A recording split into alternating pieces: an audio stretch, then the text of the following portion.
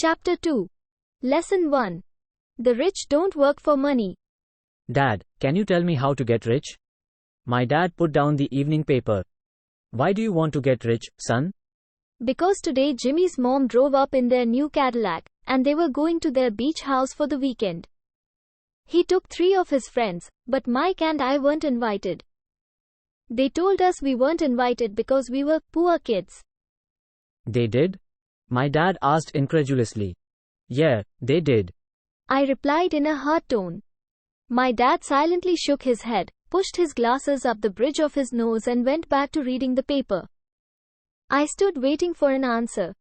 The year was 1956. I was 9 years old. By some twist of fate, I attended the same public school where the rich people sent their kids. We were primarily a sugar plantation town. The managers of the plantation and the other affluent people of the town, such as doctors, business owners, and bankers, sent their children to this school, grades 1 to 6. After grade 6, their children were generally sent off to private schools. Because my family lived on one side of the street, I went to this school. Had I lived on the other side of the street, I would have gone to a different school, with kids from families more like mine. After grade 6, these kids and I would go on to the public intermediate and high school. There was no private school for them or for me. My dad finally put down the paper. I could tell he was thinking. Well, son, he began slowly. If you want to be rich, you have to learn to make money. How do I make money? I asked. Well, use your head, son, he said, smiling. Which really meant, that's all I'm going to tell you, or, I don't know the answer, so don't embarrass me. A partnership is formed. The next morning, I told my best friend, Mike, what my dad had said. As best I could tell, Mike and I were the only poor kids in this school. Mike was like me in that he was in this school by a twist of fate. Someone had drawn a jog in the line for the school district, and we wound up in school with the rich kids. We weren't really poor, but we felt as if we were because all the other boys had new baseball gloves, new bicycles, new everything. Mom and dad provided us with the basics, like food, shelter, clothes. But that was about it.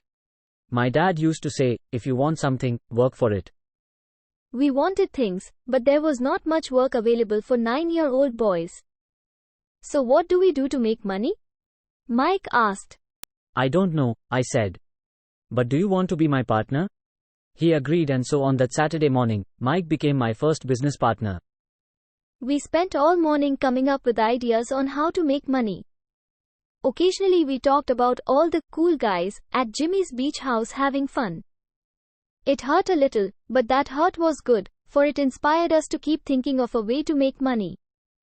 Finally, that afternoon, a bolt of lightning came through our heads. It was an idea Mike had gotten from a science book he had read. Excitedly, we shook hands, and the partnership now had a business. For the next several weeks, Mike and I ran around our neighborhood, knocking on doors and asking our neighbors if they would save their toothpaste tubes for us. With puzzled looks, most adults consented with a smile. Some asked us what we were doing. To which we replied, we can't tell you. It's a business secret. My mom grew distressed as the weeks wore on. We had selected a site next to her washing machine as the place we would stockpile our raw materials. In a brown cardboard box that one time held catsup bottles, our little pile of used toothpaste tubes began to grow. Finally, my mom put her foot down. The sight of her neighbor's messy, crumpled used toothpaste tubes had gotten to her. What are you boys doing? She asked. And I don't want to hear again that it's a business secret. Do something with this mess or I'm going to throw it out. Mike and I pleaded and begged, explaining that we would soon have enough. And then we would begin production. We informed her that we were waiting on a couple of neighbors to finish using up their toothpaste so we could have their tubes. Mom granted us a 1-week extension. The date to begin production was moved up. The pressure was on. My first partnership was already being threatened with an eviction notice from our warehouse space by my own mom. It became Mike's job to tell the neighbors to quickly use up their toothpaste, saying their dentist wanted them to brush more often anyway. I began to put together the production line. One day my dad drove up with a friend to see two 9-year-old boys in the driveway with the production line operating at full speed. There was fine white powder everywhere.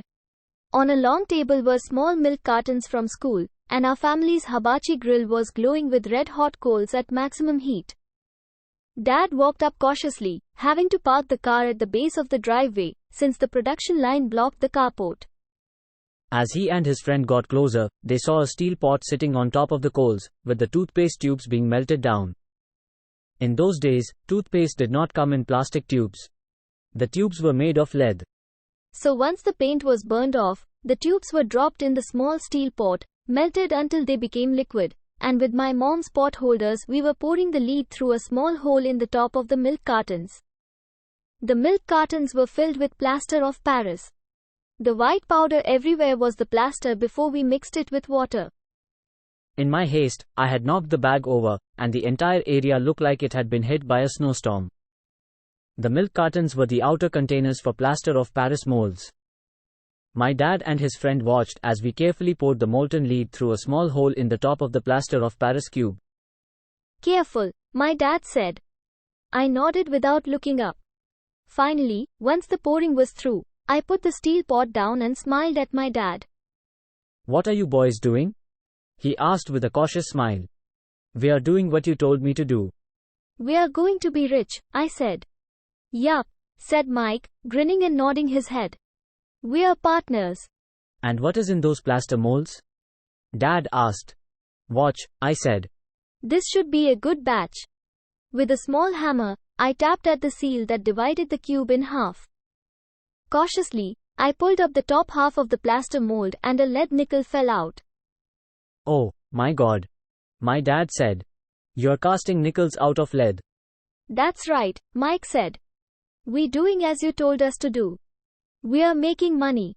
My dad's friend turned and burst into laughter. My dad smiled and shook his head.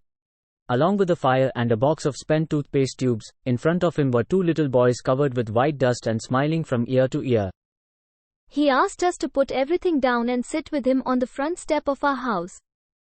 With a smile, he gently explained what the word counterfeiting meant. Our dreams were dashed. "You mean this is illegal?" asked Mike in a quivering voice. "Let them go," my dad's friend said. "They might be developing a natural talent." My dad glared at him. "Yes, it is illegal," my dad said gently. "But you boys have shown great creativity and original thought." "Keep going. I'm really proud of you." "Disappointed, Mike." And I sat in silence for about 20 minutes before we began cleaning up our mess. The business was over on opening day. Sweeping the powder up, I looked at Mike and said, "I guess Jimmy and his friends are right." "We are poor." My father was just leaving as I said that. "Boys," he said. "You are only poor if you give up. The most important thing is that you did something. Most people only talk and dream of getting rich." "You've done something. I'm very proud of the two of you. I will say it again. Keep going. Don't quit." Mike and I stood there in silence. They were nice words, but we still did not know what to do. "So how come you're not rich, Dad?" I asked. "Because I chose to be a school teacher. School teachers really don't think about being rich. We just like to teach." "I wish I could help you, but I really don't know how to make money." Mike and I turned and continued our cleanup. "I know," said my dad. "If you boys want to learn how to be rich, don't ask me. Talk to your dad, Mike." "My dad?" asked Mike with a scrunched up face. "Yeah, your dad," repeated my dad with a smile. "Your dad and I have the same banker, and he raves about your father. He's told me several times that your father is brilliant when it comes to making money." "My dad?" Mike asked again in disbelief. "Then how come we don't have a nice car and a nice house like the rich kids at school?" "A nice car and a nice house does not necessarily mean you're rich or you know how to make money," my dad replied. "Jimmy's dad works for the sugar plantation. He's not much different from me. He works for a company, and I work for the government. The company buys the car for him.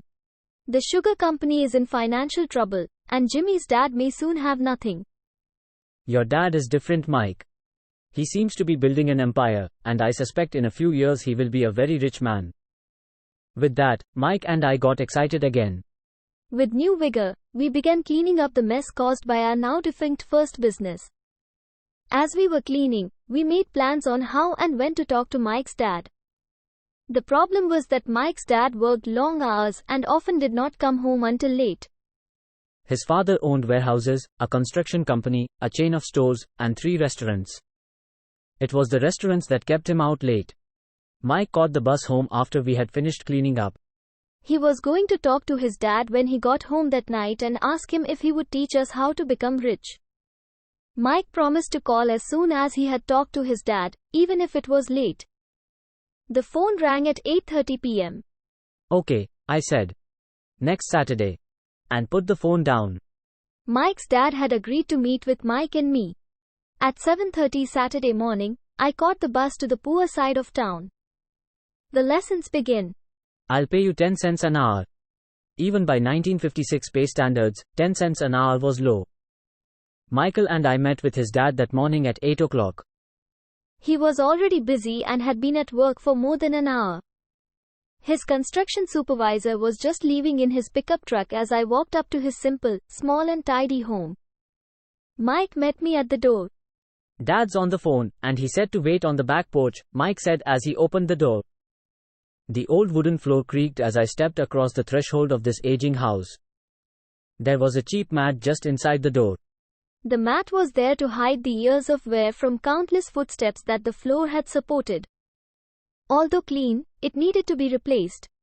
I felt claustrophobic as I entered the narrow living room, which was filled with old musty overstuffed furniture that today would be collector's items. Sitting on the couch were 2 women, a little older than my mom.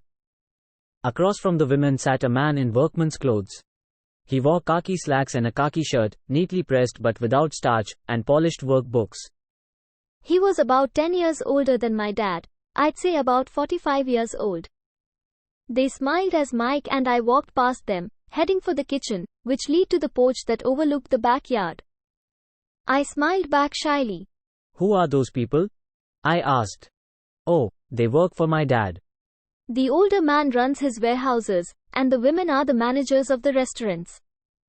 And you saw the construction supervisor, who is working on a road project about 50 miles from here. His other supervisor, who is building a track of houses, had already left before you got here. Does this go on all the time? I asked. Not always, but quite often, said Mike, smiling as he pulled up a chair to sit down next to me. I asked him if he would teach us to make money, Mike said. Oh, and what did he say to that? I asked with cautious curiosity. Well, he had a funny look on his face at first, and then he said he would make us an offer. Oh, I said, rocking my chair back against the wall. I sat there perched on 2 rear legs of the chair. Mike did the same thing. Do you know what the offer is? I asked. No, but we'll soon find out. Suddenly, Mike's dad burst through the rickety screen door and onto the porch. Mike and I jumped to our feet, not out of respect but because we were startled. Ready, boys? Mike's dad asked as he pulled up a chair to sit down with us. We nodded our heads as we pulled our chairs away from the wall to sit in front of him. He was a big man, about 6 feet tall and 200 pounds. My dad was taller, about the same weight, and 5 years older than Mike's dad. They sort of looked alike, though not of the same ethnic makeup. Maybe their energy was similar. Mike says you want to learn to make money? Is that correct, Robert? I nodded my head quickly, but with a little intimidation. He had a lot of power behind his words and smile. Okay, here's my offer. I'll teach you, but I won't do it classroom style. You work for me, I'll teach you. You don't work for me, I won't teach you. I can teach you faster if you work, and I'm wasting my time if you just want to sit and listen, like you do in school. That's my offer. Take it or leave it. May I ask a question first? I asked. No. Take it or leave it. I've got too much work to do to waste my time. If you can't make up your mind decisively, then you'll never learn to make money anyway. Opportunities come and go. Being able to know when to make quick decisions is an important skill. You have an opportunity that you asked for. School is beginning or it's over in 10 seconds, Mike's dad said with a teasing smile. Take it, I said. Take it, said Mike. Good, said Mike's dad. Mrs. Martin will be by in 10 minutes. After I'm through with her, you ride with her to my superette and you can begin working. I'll pay you 10 cents an hour and you will work for 3 hours every Saturday. But I have a softball game today, I said. Mike's dad lowered his voice to a stern tone. Take it or leave it, he said. I'll take it, I replied, choosing to work and learn instead of playing softball. 30 cents later. By 9 a.m. on a beautiful Saturday morning, Mike and I were working for Mrs. Martin. She was a kind and patient woman. She always said that Mike and I reminded her of her 2 sons who were grown and gone. Although kind, she believed in hard work and she kept us working. She was a taskmaster. We spent 3 hours taking canned goods off the shelves and, with a feather duster, brushing each can to get the dust off, and then restacking them neatly. It was excruciatingly boring work. Mike's dad, whom I call my rich dad, owned 9 of these little superettes with large parking lots. They were the early version of the 7-Eleven convenience stores. Little neighborhood grocery stores where people bought items such as milk, bread, butter and cigarettes. The problem was, this was Hawaii before air conditioning, and the stores could not close its doors because of the heat. On 2 sides of the store, the doors had to be wide open to the road and parking lot. Every time a car drove by or pulled into the parking lot, dust would swirl and settle in the store. Hence, we had a job for as long as there was no air conditioning. For 3 weeks, Mike and I reported to Mrs. Martin and worked our 3 hours. By noon, our work was over, and she dropped 3 little dimes in each of our hands. Now, even at the age of 9 in the mid-1950s, 30 cents was not too exciting. Comic books cost 10 cents back then, so I usually spent my money on comic books and went home. By Wednesday of the 4th week, I was ready to quit. I had agreed to work only because I wanted to learn to make money from Mike's dad, and now I was a slave for 10 cents an hour. On top of that, I had not seen Mike's dad since that first Saturday. I'm quitting, I told Mike at lunchtime. The school lunch was miserable. School was boring, and now I did not even have my Saturdays to look forward to. But it was the 30 cents that really got to me. This time Mike smiled. What are you laughing at? I asked with anger and frustration. Dad said this would happen. He said to meet with him when you were ready to quit. What? I said indignantly. He's been waiting for me to get fed up? Sort of, Mike said. Dad's kind of different. He teaches differently from your dad. Your mom and dad lecture a lot. My dad is quiet and a man of few words. You just wait till this Saturday. I'll tell him you're ready. You mean I've been set up? No, not really, but maybe. Dad will explain on Saturday. Waiting in line on Saturday. I was ready to face him and I was prepared. Even my real dad was angry with him. My real dad, the one I call the poor one, thought that my rich dad was violating child labor laws and should be investigated. My educated poor dad told me to demand what I deserve. At least 25 cents an hour. My poor dad told me that if I did not get a raise, I was to quit immediately. You don't need that damn job anyway, said my poor dad with indignity. At 8 o'clock Saturday morning, I was going through the same rickety door of Mike's house. Take a seat and wait in line, Mike's dad said as I entered. He turned and disappeared into his little office next to a bedroom. I looked around the room and did not see Mike anywhere. Feeling awkward, I cautiously sat down next to the same 2 women who were there 4 weeks earlier. They smiled and slid across the couch to make room for me. 45 minutes went by, and I was steaming. The 2 women had met with him and left 30 minutes earlier. An older gentleman was in there for 20 minutes and was also gone. The house was empty, and I sat out in his musty dark living room on a beautiful sunny Hawaiian day, waiting to talk to a cheapskate who exploited children. I could hear him rustling around the office, talking on the phone, and ignoring me. I was now ready to walk out, but for some reason I stayed. Finally, 15 minutes later, at exactly 9 o'clock, Rich Dad walked out of his office, said nothing, and signaled with his hand for me to enter his dingy office. I understand you want a raise or you are going to quit, Rich Dad said as he swiveled in his office chair. Well, you're not keeping your end of the bargain, I blurted out nearly in tears. It was really frightening for a 9-year-old boy to confront a grown-up. You said that you would teach me if I worked for you. Well, I've worked for you. I've worked hard. I've given up my baseball games to work for you.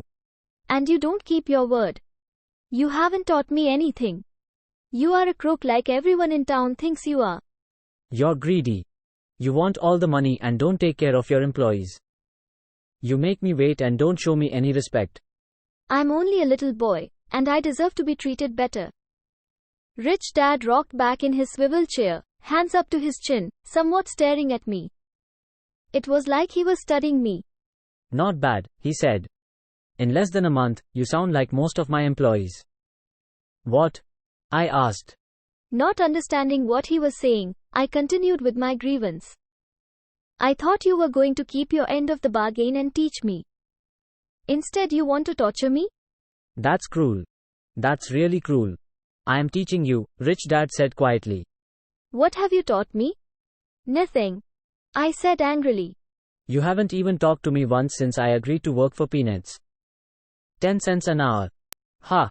I should notify the government about you. We have child labor laws, you know. My dad works for the government, you know. Wow, said Rich Dad. Now you sound just like most of the people who used to work for me. People I've either fired or they've quit. So what do you have to say? I demanded, feeling pretty brave for a little kid. You lied to me. I've worked for you, and you have not kept your word. You haven't taught me anything. How do you know that I've not taught you anything? Asked Rich Dad calmly. Well, you've never talked to me. I've worked for 3 weeks, and you have not taught me anything, I said with a pout. Does teaching mean talking or a lecture? Rich Dad asked. Well, yes, I replied. That's how they teach you in school, he said smiling. But that is not how life teaches you, and I would say that life is the best teacher of all. Most of the time, life does not talk to you. It just sort of pushes you around. Each push is life saying, wake up. There's something I want you to learn. Quote. What is this man talking about? I asked myself silently. Life pushing me around was life talking to me? Now I knew I had to quit my job. I was talking to someone who needed to be locked up. If you learn life's lessons, you will do well. If not, life will just continue to push you around. People do 2 things. Some just let life push them around. Others get angry and push back. But they push back against their boss, or their job, or their husband or wife. They do not know it's life that's pushing. I had no idea what he was talking about. Life pushes all of us around. Some give up. Others fight. A few learn the lesson and move on. They welcome life pushing them around. To these few people, it means they need and want to learn something. They learn and move on. Most quit, and a few like you fight. Rich Dad stood and shut the creaky old wooden window that needed repair. If you learn this lesson, you will grow into a wise, wealthy and happy young man. If you don't, you will spend your life blaming a job, low pay or your boss for your problems. You'll live life hoping for that big break that will solve all your money problems. Rich Dad looked over at me to see if I was still listening. His eyes met mine. We stared at each other, streams of communication going between us through our eyes. Finally, I pulled away once I had absorbed his last message. I knew he was right. I was blaming him, and I did ask to learn. I was fighting. Rich Dad continued. Or if you're the kind of person who has no guts, you just give up every time life pushes you. If you're that kind of person, you'll live all your life playing it safe, doing the right things, saving yourself for some event that never happens. Then, you die a boring old man. You'll have lots of friends who really like you because you were such a nice hardworking guy. You spent a life playing it safe, doing the right things. But the truth is, you let life push you into submission. Deep down you were terrified of taking risks. You really wanted to win, but the fear of losing was greater than the excitement of winning. Deep inside, you and only you will know you didn't go for it. You chose to play it safe. Our eyes met again. For 10 seconds, we looked at each other, only pulling away once the message was received. You've been pushing me around? I asked. Some people might say that, smiled Rich Dad.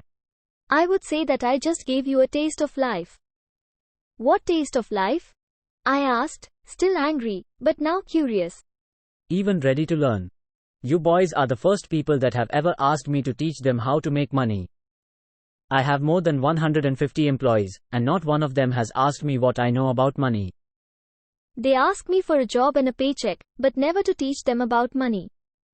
So most will spend the best years of their lives working for money, not really understanding what it is they are working for. I sat there listening intently. So when Mike told me about you wanting to learn how to make money, I decided to design a course that was close to real life. I could talk until I was blue in the face, but you wouldn't hear a thing. So I decided to let life push you around a bit so you could hear me. That's why I only paid you 10 cents. So what is the lesson I learned from working for only 10 cents an hour? I asked. That you're cheap and exploit your workers? Rich Dad rocked back and laughed heartily. Finally, after his laughing stopped, he said, "You'd best change your point of view. Stop blaming me, thinking I'm the problem. If you think I'm the problem, then you have to change me. If you realize that you're the problem, then you can change yourself, learn something and grow wiser." Most people want everyone else in the world to change but themselves. Let me tell you, it's easier to change yourself than everyone else. I don't understand, I said. Don't blame me for your problems, Rich Dad said, growing impatient. But you only pay me 10 cents. So what are you learning? Rich Dad asked, smiling. That you're cheap, I said with a sly grin. See, you think I'm the problem, said Rich Dad. But you are. Well, keep that attitude and you learn nothing. Keep the attitude that I'm the problem, and what choices do you have? Well, if you don't pay me more or show me more respect and teach me, I'll quit. Well put, Rich Dad said. And that's exactly what most people do. They quit and go looking for another job, better opportunity, and higher pay, actually thinking that a new job or more pay will solve the problem. In most cases, it won't. So what will solve the problem? I asked. Just take this measly 10 cents an hour and smile? Rich Dad smiled. That's what the other people do. Just accept a paycheck knowing that they and their family will struggle financially. But that's all they do, waiting for a raise thinking that more money will solve the problem. Most just accept it, and some take a second job working harder, but again accepting a small paycheck. I sat staring at the floor, beginning to understand the lesson Rich Dad was presenting. I could sense it was a taste of life. Finally, I looked up and repeated the question. So what will solve the problem? This, he said, tapping me gently on the head. This stuff between your ears. It was at that moment that Rich Dad shared the pivotal point of view that separated him from his employees and my poor dad, and led him to eventually become one of the richest men in Hawaii, while my highly educated, but poor, dad struggled financially all his life. It was a singular point of view that made all the difference over a lifetime. Rich Dad said over and over, this point of view, which I call lesson number 1. The poor and the middle class work for money. The rich have money work for them. On that bright Saturday morning, I was learning a completely different point of view from what I had been taught by my poor dad. At the age of 9, I grew aware that both dads wanted me to learn. Both dads encouraged me to study, but not the same things. My highly educated dad recommended that I do what he did. Son, I want you to study hard, get good grades, so you can find a safe, secure job with a big company. And make sure it has excellent benefits. My rich dad wanted me to learn how money works so I could make it work for me. These lessons I would learn through life with his guidance, not because of a classroom. My rich dad continued my first lesson. I'm glad you got angry about working for 10 cents an hour. If you had not gotten angry and had gladly accepted it, I would have to tell you that I could not teach you. You see, true learning takes energy, passion, a burning desire. Anger is a big part of that formula, for passion is anger and love combined. When it comes to money, most people want to play it safe and feel secure. So passion does not direct them. Fear does. So is that why they'll take a job with low pay? I asked. Yes, said Rich Dad. Some people say I exploit people because I don't pay as much as the sugar plantation or the government. I say the people exploit themselves. It's their fear, not mine. But don't you feel you should pay them more? I asked. I don't have to. And besides, more money will not solve the problem. Just look at your dad. He makes a lot of money, and he still can't pay his bills. Most people, given more money, only get into more debt. So that's why the 10 cents an hour, I said, smiling. It's a part of the lesson. That's right, smiled Rich Dad. You see, your dad went to school and got an excellent education, so he could get a high-paying job. Which he did. But he still has money problems because he never learned anything about money at school. On top of that, he believes in working for money. And you don't? I asked. No, not really, said Rich Dad. If you want to learn to work for money, then stay in school. That is a great place to learn to do that. But if you want to learn how to have money work for you, then I will teach you that. But only if you want to learn. Wouldn't everyone want to learn that? I asked. No, said Rich Dad. Simply because it's easier to learn to work for money, especially if fear is your primary emotion when the subject of money is discussed. I don't understand, I said with a frown. Don't worry about that for now. Just know that it's fear that keeps most people working at a job. The fear of not paying their bills. The fear of being fired. The fear of not having enough money. The fear of starting over. That's the price of studying to learn a profession or trade, and then working for money. Most people become a slave to money, and then get angry at their boss. Learning to have money work for you is a completely different course of study? I asked. Absolutely, Rich Dad answered, absolutely. We sat in silence on that beautiful Hawaiian Saturday morning. My friends would have just been starting their little league baseball game.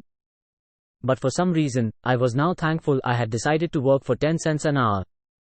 I sensed that I was about to learn something my friends would not learn in school. Ready to learn? Asked Rich Dad. Absolutely, I said with a grin. I have kept my promise. I've been teaching you from afar, my Rich Dad said. At 9 years old, you've gotten a taste of what it feels like to work for money. Just multiply your last month by 50 years and you will have an idea of what most people spend their life doing. I don't understand, I said.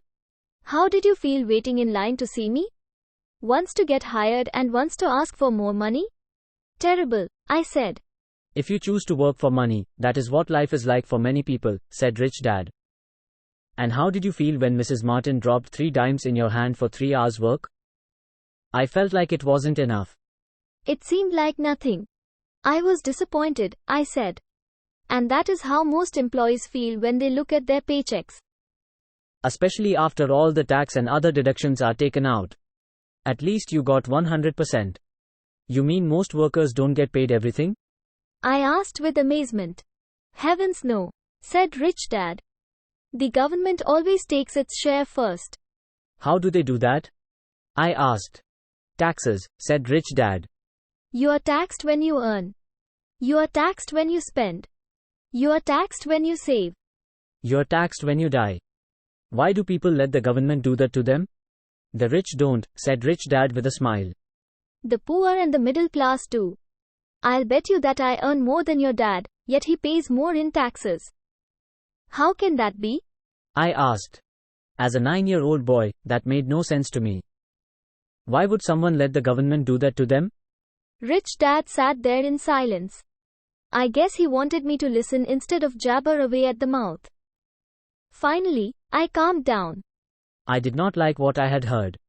I knew my dad complained constantly about paying so much in taxes, but really did nothing about it.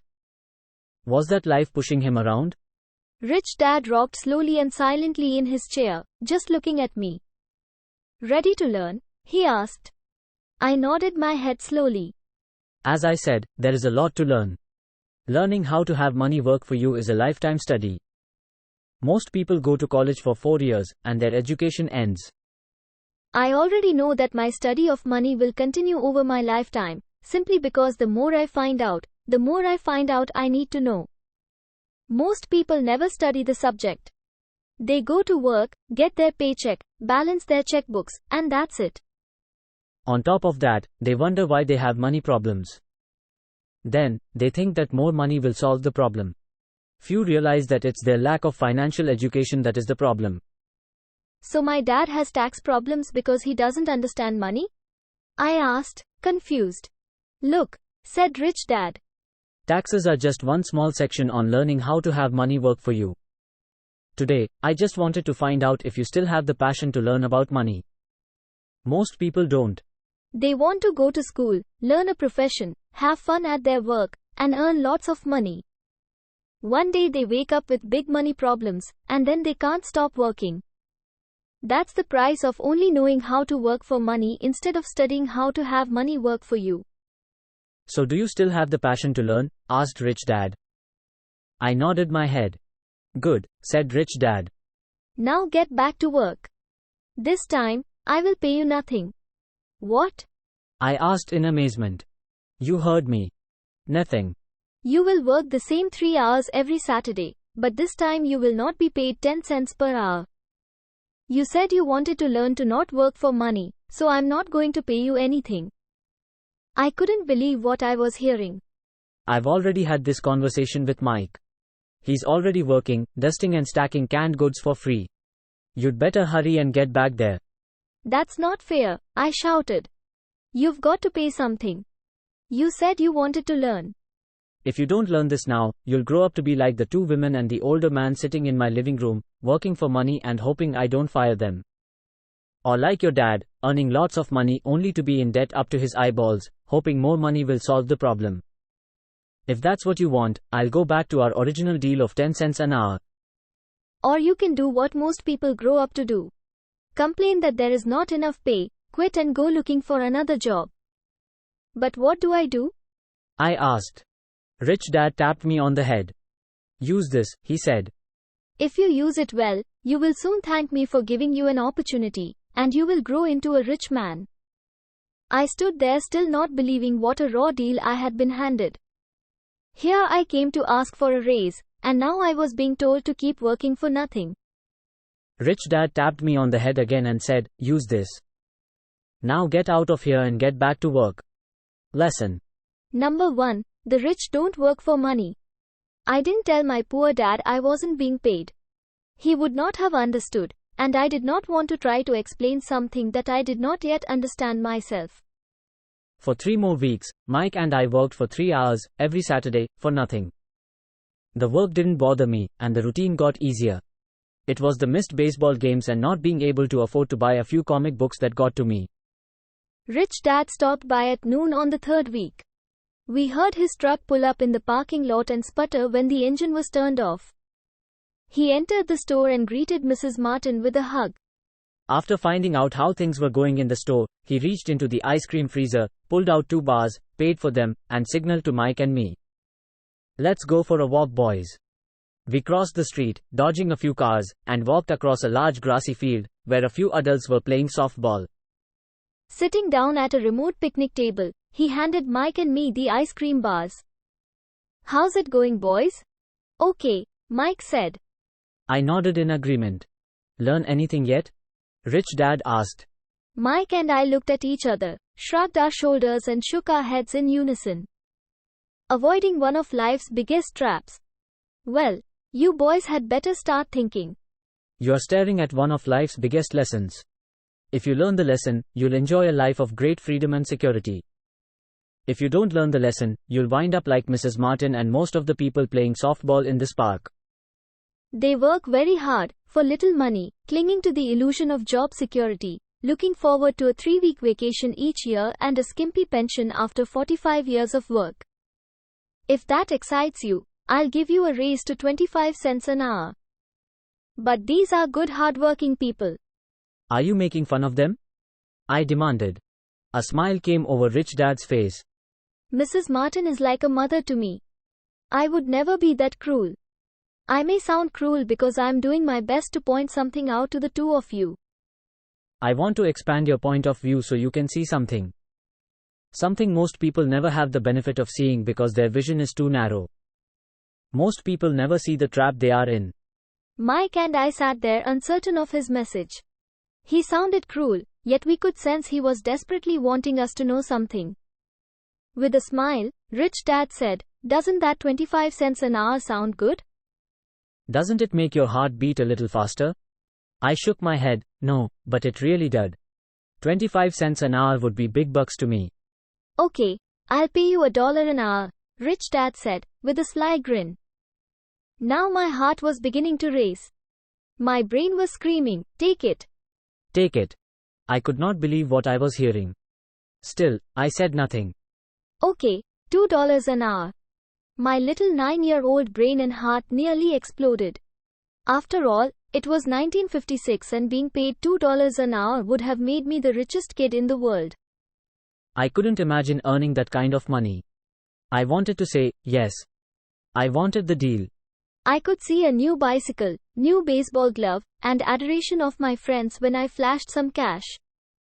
On top of that, Jimmy and his rich friends could never call me poor again. But somehow my mouth stayed silent. Maybe my brain had overheated and blown a fuse. But deep down, I badly wanted that $2 an hour. The ice cream had melted and was running down my hand. The ice cream stick was empty, and under it was a sticky mess of vanilla and chocolate that ants were enjoying. Rich Dad was looking at two boys staring back at him, eyes wide open and brains empty. He knew he was testing us, and he knew there was a part of our emotions that wanted to take the deal. He knew that each human being has a weak and needy part of their soul that can be bought. And he knew that each human being also had a part of their soul that was strong and filled with a resolve that could never be bought. It was only a question of which one was stronger. He had tested thousands of souls in his life. He tested souls every time he interviewed someone for a job. Okay, $5 an hour. Suddenly there was a silence from inside me. Something had changed. The offer was too big and had gotten ridiculous. Not too many grown-ups in 1956 made more than $5 an hour. The temptation disappeared, and a calm set in. Slowly I turned to my left to look at Mike. He looked back at me. The part of my soul that was weak and needy was silenced. The part of me that had no price took over. There was a calm and a certainty about money that entered my brain and my soul. I knew Mike had gotten to that point also. Good, Rich Dad said softly. Most people have a price. And they have a price because of human emotions named fear and greed. First, the fear of being without money motivates us to work hard, and then once we get that paycheck, greed or desire starts us thinking about all the wonderful things money can buy. The pattern is then set. What pattern? I asked. The pattern of get up, go to work, pay bills, get up, go to work, pay bills. Their lives are then run forever by two emotions, fear and greed. Offer them more money, and they continue the cycle by also increasing their spending. This is what I call the rat race. There is another way? Mike asked. Yes, said Rich Dad slowly. But only a few people find it. And what is that way? Mike asked. That's what I hope you boys will find out as you work and study with me. That is why I took away all forms of pay. Any hints? Mike asked. We are kind of tired of working hard, especially for nothing. Well, the first step is telling the truth, said Rich Dad. We haven't been lying. I said. I did not say you were lying. I said to tell the truth, Rich Dad came back. The truth about what? I asked. How you are feeling, Rich Dad said. You don't have to say it to anyone else. Just yourself. You mean the people in this park, the people who work for you, Mrs. Martin, they don't do that? I asked. I doubt it, said Rich Dad. Instead, they feel the fear of not having money. Instead of confronting the fear, they react instead of think.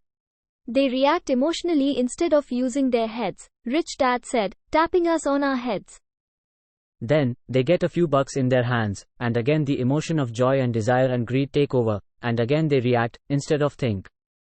So their emotions do their thinking, Mike said. That's correct, said Rich Dad. Instead of telling the truth about how they feel, they react to their feeling, fail to think. They feel the fear, they go to work, hoping that money will soothe the fear, but it doesn't. That old fear haunts them, and they go back to work, hoping again that money will calm their fears, and again it doesn't.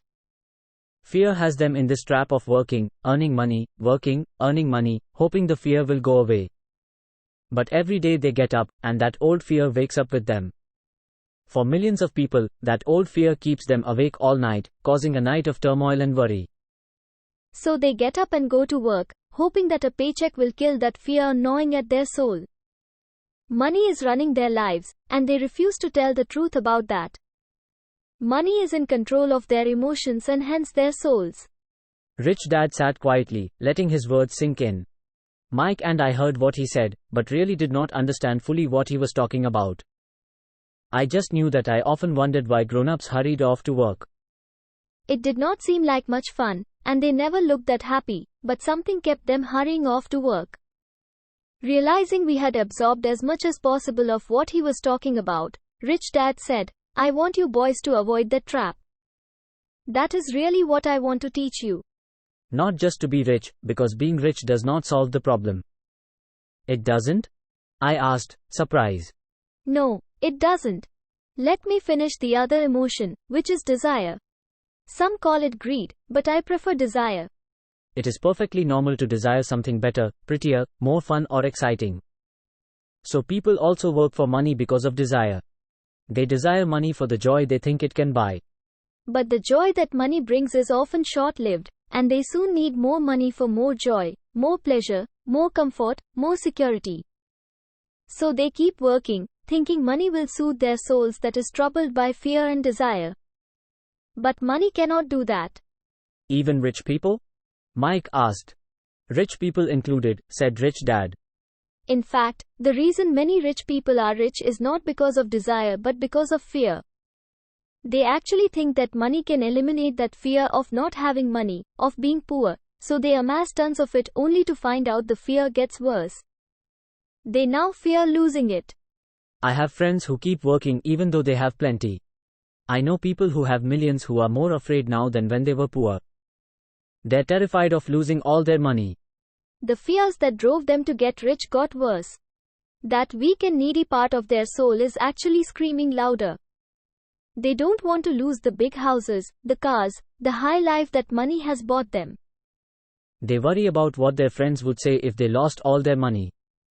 Many are emotionally desperate and neurotic, although they look rich and have more money. So is a poor man happier? I asked. "No, I don't think so," replied Rich Dad. "The avoidance of money is just as psychotic as being attached to money." As if on cue, the town derelict went past our table, stopping by the large rubbish can and rummaging around in it. The three of us watched him with great interest, when before we probably would have just ignored him. Rich Dad pulled $1 out of his wallet and gestured to the older man. Seeing the money, the derelict came over immediately, took the bill, thanked Rich Dad profusely and hurried off ecstatic with his good fortune. "He's not much different from most of my employees," said Rich Dad. "I've met so many people who say, 'Oh, I'm not interested in money.' Yet they'll work at a job for 8 hours a day. That's a denial of truth. If they weren't interested in money, then why are they working?" That kind of thinking is probably more psychotic than a person who hoards money.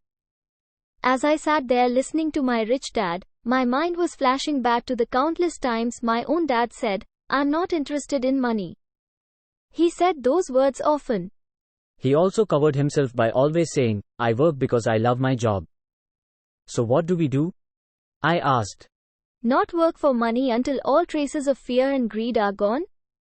No, that would be a waste of time, said Rich Dad. Emotions are what make us human. Make us real. The word emotion stands for energy in motion. Be truthful about your emotions, and use your mind and emotions in your favor, not against yourself. Whoa, said Mike. Don't worry about what I just said. It will make more sense in years to come. Just be an observer, not a reactor, to your emotions. Most people do not know that it's their emotions that are doing the thinking.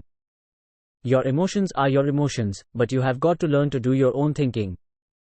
Can you give me an example? I asked. Sure, replied Rich Dad. When a person says, "I need to find a job," it's most likely an emotion doing the thinking. Fear of not having money generates that thought. But people do need money if they have bills to pay, I said. Sure they do, smiled Rich Dad. All I'm saying is that it's fear that is all too often doing the thinking. I don't understand, said Mike. For example, said Rich Dad.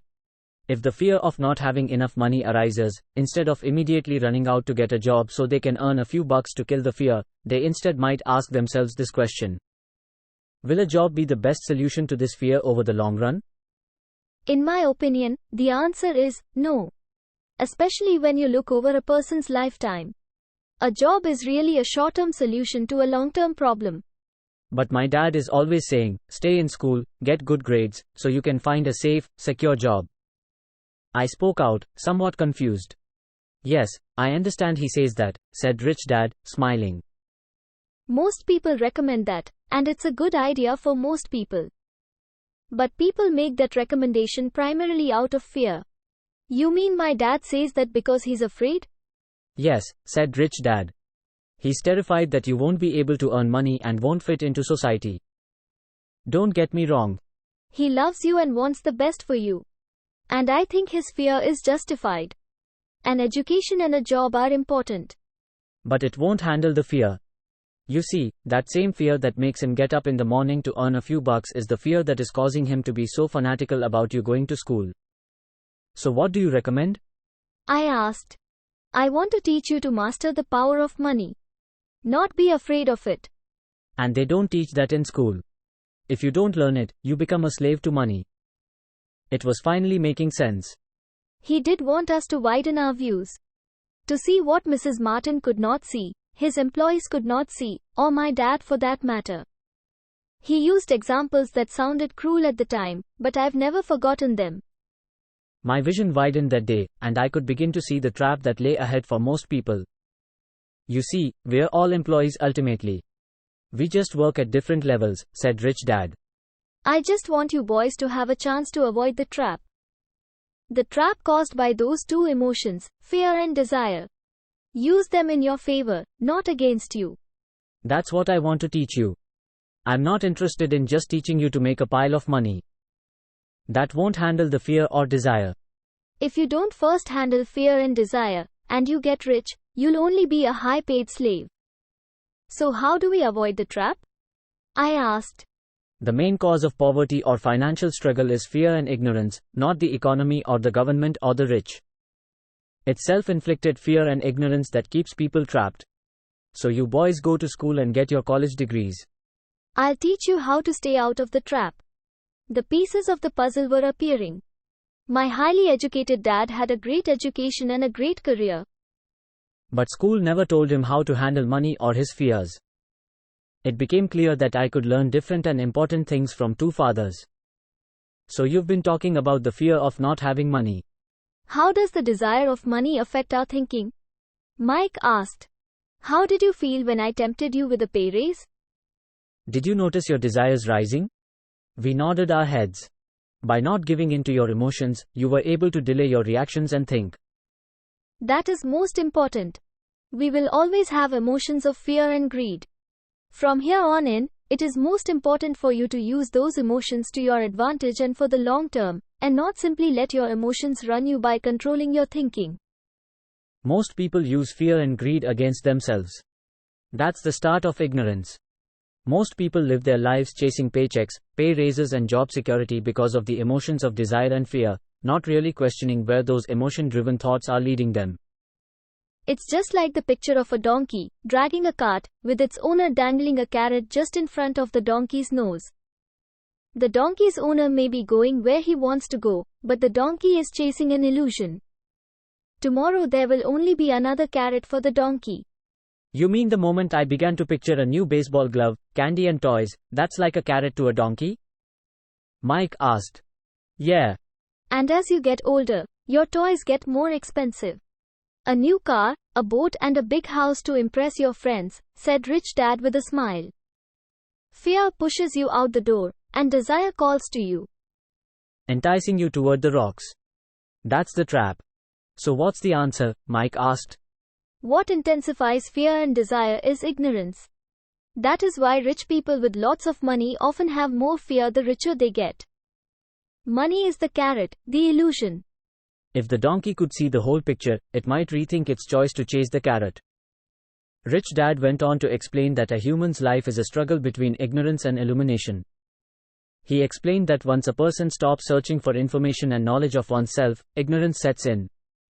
That struggle is a moment-to-moment decision, to learn to open or close one's mind. Look, school is very, very important. You go to school to learn a skill or profession so as to be a contributing member of society. Every culture needs teachers, doctors, mechanics, artists, cooks, business people, police officers, firefighters, soldiers. Schools train them so our culture can thrive and flourish, said Rich Dad. Unfortunately, for many people, school is the end, not the beginning. There was a long silence. Rich Dad was smiling. I did not comprehend everything he said that day.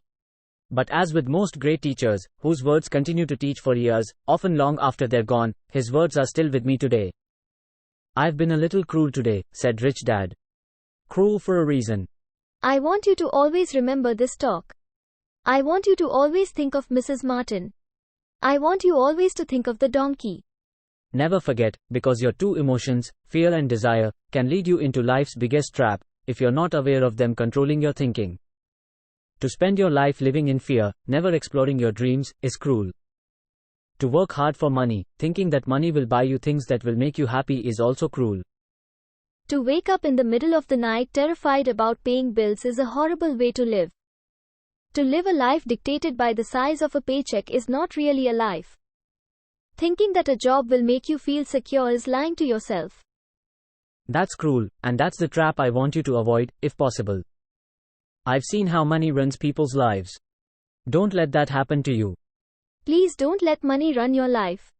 A softball rolled under our table. Rich Dad picked it up and threw it back. So what does ignorance have to do with greed and fear? I asked. Because it is ignorance about money that causes so much greed and so much fear, said Rich Dad. Let me give you some examples. A doctor, wanting more money to better provide for his family, raises his fees. By raising his fees, it makes healthcare more expensive for everyone. Now, it hurts the poor people the most, so poor people have worse health than those with money. Because the doctors raise their rates, the attorneys raise their rates. Because the attorneys' rates have gone up, school teachers want a raise, which raises our taxes, and on and on and on. Soon, there will be such a horrifying gap between the rich and the poor that chaos will break out and another great civilization will collapse. Great civilizations collapsed when the gap between the haves and have-nots was too great. America is on the same course, proving once again that history repeats itself, because we do not learn from history. We only memorize historical dates and names, not the lesson. Aren't prices supposed to go up? I asked. Not in an educated society with a well-run government. Prices should actually come down. Of course, that is often only true in theory. Prices go up because of greed and fear caused by ignorance. If schools taught people about money, there would be more money and lower prices, but schools focus only on teaching people to work for money, not how to harness money's power. But don't we have business schools? Mike asked. Aren't you encouraging me to go to business school for my master's degree? Yes, said Rich Dad. But all too often, business schools train employees who are sophisticated bean counters. Heaven forbid a bean counter takes over a business. All they do is look at the numbers, fire people and kill the business. I know because I hire bean counters. All they think about is cutting costs and raising prices, which cause more problems. Bean counting is important. I wish more people knew it, but it, too, is not the whole picture, added Rich Dad angrily. So is there an answer? Asked Mike. Yes, said Rich Dad. Learn to use your emotions to think, not think with your emotions. When you boys mastered your emotions, first by agreeing to work for free, I knew there was hope. When you again resisted your emotions when I tempted you with more money, you were again learning to think in spite of being emotionally charged. That's the first step. Why is that step so important? I asked. Well, that's up to you to find out. If you want to learn, I'll take you boys into the briar patch. That place where almost everyone else avoids. I'll take you to that place where most people are afraid to go. If you go with me, you'll let go of the idea of working for money and instead learn to have money work for you. And what will we get if we go with you? What if we agree to learn from you? What will we get? I asked. The same thing Briar Rabbit got, said Rich Dad. Freedom from the tar baby. Is there a briar patch? I asked. Yes, said Rich Dad. The briar patch is our fear and our greed. Going into our fear and confronting our greed, our weaknesses, our neediness is the way out. And the way out is through the mind, by choosing our thoughts. Choosing our thoughts? Mike asked, puzzled. Yes. Choosing what we think rather than reacting to our emotions. Instead of just getting up and going to work to solve your problems, just because the fear of not having the money to pay your bills is scaring you. Thinking would be taking the time to ask yourself a question. A question like, is working harder at this the best solution to this problem? Most people are so terrified at not telling themselves the truth, that fear is in control, that they cannot think, and instead run out the door. Tar baby is in control. That's what I mean by choosing your thoughts. And how do we do that? Mike asked. That's what I will be teaching you. I'll be teaching you to have a choice of thoughts to consider, rather than knee-jerk reacting, like gulping down your morning coffee and running out the door. Remember what I said before. A job is only a short-term solution to a long-term problem. Most people have only one problem in mind, and it's short-term. It's the bills at the end of the month, the tar baby. Money now runs their lives. Or should I say the fear and ignorance about money. So they do as their parents did, get up every day and go work for money. Not having the time to say, is there another way? Their emotions now control their thinking, not their heads. Can you tell the difference between emotions thinking and the head thinking? Mike asked. Oh, yes. I hear it all the time, said Rich Dad. I hear things like, well, everyone has to work.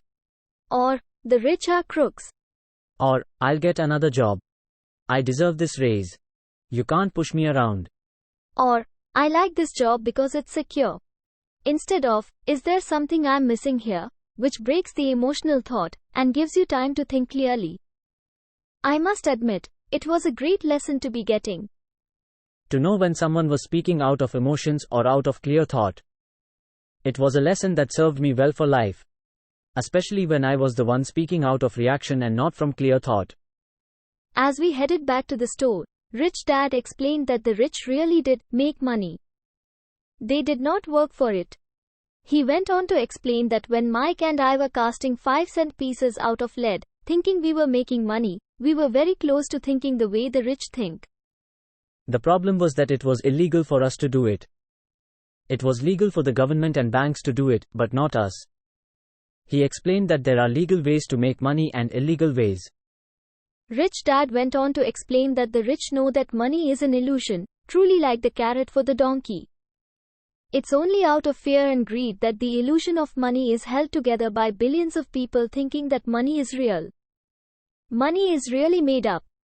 It was only because of the illusion of confidence and the ignorance of the masses that the house of cards stood standing.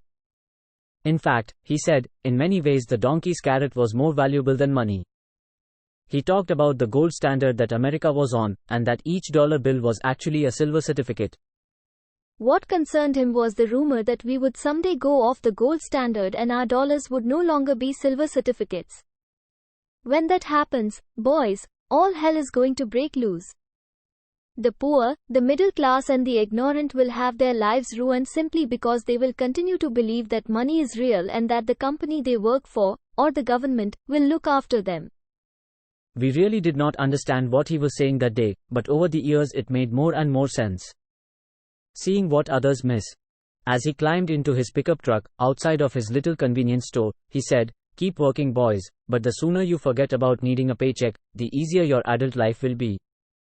Keep using your brain, work for free, and soon your mind will show you ways of making money far beyond what I could ever pay you. You will see things that other people never see. Opportunities right in front of their noses." Most people never see these opportunities because they're looking for money and security, so that's all they get. The moment you see one opportunity, you will see them for the rest of your life. The moment you do that, I'll teach you something else. Learn this, and you'll avoid one of life's biggest traps. You'll never, ever, touch that tar baby. Mike and I picked up our things from the store and waved goodbye to Mrs. Martin. We went back to the park, to the same picnic bench, and spent several more hours thinking and talking. We spent the next week at school, thinking and talking. For 2 more weeks, we kept thinking, talking, and working for free. At the end of the second Saturday, I was again saying goodbye to Mrs. Martin and looking at the comic book stand with a longing gaze. The hard thing about not even getting 30 cents every Saturday was that I didn't have any money to buy comic books. Suddenly, as Mrs. Martin was saying goodbye to Mike and me, I saw something she was doing that I had never seen her do before. I mean, I had seen her do it, but I never took notice of it. Mrs. Martin was cutting the front page of the comic book in half. She was keeping the top half of the comic book cover and throwing the rest of the comic book into a large brown cardboard box. When I asked her what she did with the comic books, she said, "I throw them away. I give the top half of the cover back to the comic book distributor for credit when he brings in the new comics. He's coming in an hour." Mike and I waited for an hour. Soon the distributor arrived and I asked him if we could have the comic books. To which he replied, "You can have them if you work for this store and do not resell them." Our partnership was revived. Mike's mom had a spare room in the basement that no one used. We cleaned it out and began piling hundreds of comic books in that room. Soon our comic book library was open to the public. We hired Mike's younger sister, who loved to study, to be head librarian. She charged each child 10 cents admission to the library, which was open from 2:30 to 4:30 p.m. every day after school. The customers, the children of the neighborhood, could read as many comics as they could in 2 hours.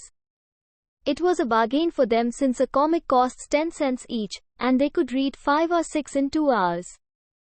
Mike's sister would check the kids as they left, to make sure they weren't borrowing any comic books. She also kept the books, logging in how many kids showed up each day, who they were, and any comments they might have. Mike and I averaged $9.50 per week over a 3-month period. We paid his sister $1 a week and allowed her to read the comics for free, which she rarely did since she was always studying. Mike and I kept our agreement by working in the store every Saturday and collecting all the comic books from the different stores. We kept our agreement to the distributor by not selling any comic books. We burned them once they got too tattered. We tried opening a branch office, but we could never quite find someone as dedicated as Mike's sister we could trust. At an early age, we found out how hard it was to find good staff. 3 months after the library first opened, a fight broke out in the room. Some bullies from another neighborhood pushed their way in and started it. Mike's dad suggested we shut down the business. So our comic book business shut down, and we stopped working on Saturdays at the convenience store. Anyway, Rich Dad was excited because he had new things he wanted to teach us. He was happy because we had learned our first lesson so well. We had learned to have money work for us. By not getting paid for our work at the store, we were forced to use our imaginations to identify an opportunity to make money. By starting our own business, the comic book library, we were in control of our own finances, not dependent on an employer. The best part was that our business generated money for us, even when we weren't physically there. Our money worked for us. Instead of paying us money, Rich Dad had given us so much more. Lesson 2. Why teach financial literacy?